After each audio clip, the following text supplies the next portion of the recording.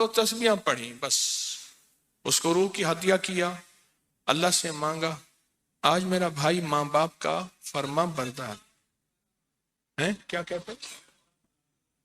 اچھا اس آواز نہیں آ رہی. حضرت عمر ابن خطاب کو ہدیہ کیا، حضرت عمر رضی اللہ تعالیٰ کو ہدیہ کیا. جب حضرت عمر کو ہدیہ کیا تو پھر تو کام بڑا تیز ہو جاتا ہے، بڑا تیز ہوتا ہے کام.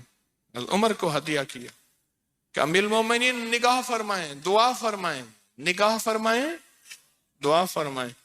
اگر نہیں مانتا تو پھر کوڑے پہ ہاتھ فرمائیں. پھر کوڑا تو پھر عمر ابن خطاب کا کوڑا تو پھر اور بتائیں.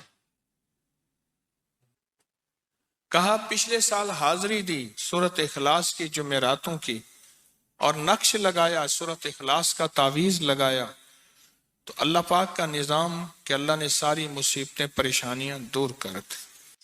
2 نفل پڑھتا ہوں جب بھی کہتے ہیں مجھے میرے پاس مصیبت آتی ہے. پہلی رکعت میں سورۃ قل هو اللہ کے بعد سورۃ فاتحہ کے بعد سورۃ اخلاص کتنی بار؟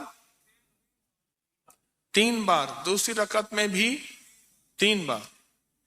پھر بعد میں کہتے ہیں سورۃ یاسین پڑھتا ہوں، کام ہو جاتا ہے.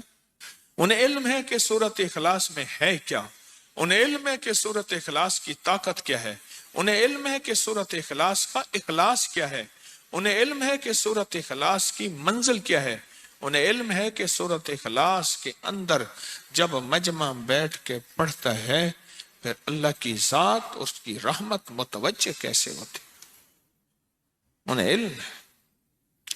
پھر وہ کام جو ہم زمین والوں سے نہیں منوا سکتے، آسمان والا پھر زمین والوں سے منوا کے دکھاتا ہے. دل کس کے قبضے میں؟ دل کس کے قبضے میں؟ سمجھ نہ آئے تو 27 سال میں نہ آئے، 1997 سے اب تک. سمجھ آ جائے تو 1 منٹ، 1 پل، 1 لمحے، 1 لہجے میں آ جائے. اسی کے قبضے میں دل ہیں، وہ دلوں کا مالک ہے. اور سورۃ اخلاص کس نے پڑھا کیا پایا؟ ہاں بیٹھے بیٹھے زور سے کہتے ہیں 2021 میں آپ نے بتایا تھا 2 تسبیح سورۃ قل هو اللہ کی، اور 11 کیا بتایا تھا؟ ہاں کہا 11 تحفے دیے تھے، جس میں 2021 میں جس میں ایک تحفہ 2 تسبیح قل هو اللہ کا بھی تھا. کہا کہ جب بھی میں 2 تسبیح قل هو اللہ کی پڑھتا ہوں اللہ سے جو چاہے منوا لیتا ہوں. اب بولو اس سے بڑی نعمت کیا ہے، اور اس سے بڑی سعادت کیا ہے؟ جی اس سے بڑی سعادت کیا ہے؟ اللہ سے منوا لیتا ہوں.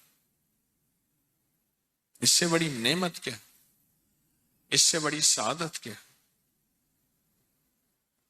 آپ بھی بتائیں کہ کیا ہم روزانہ 2 تسبیح بھی پڑھ لیتے ہیں؟ اچھا چلتے پھرتے پڑھ لیں، کیا حرج؟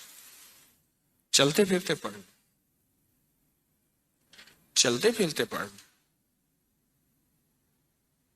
اٹھتے بیٹھتے پڑھ لیں، بیٹھ کے پڑھیں، گڑ گڑا کے پڑھیں، بھکاری سائل محتاج بن کے پڑھیں. بڑی نعمت ہے، سعادت ہے اگر چلتے پھرتے بھی پڑھ لیں.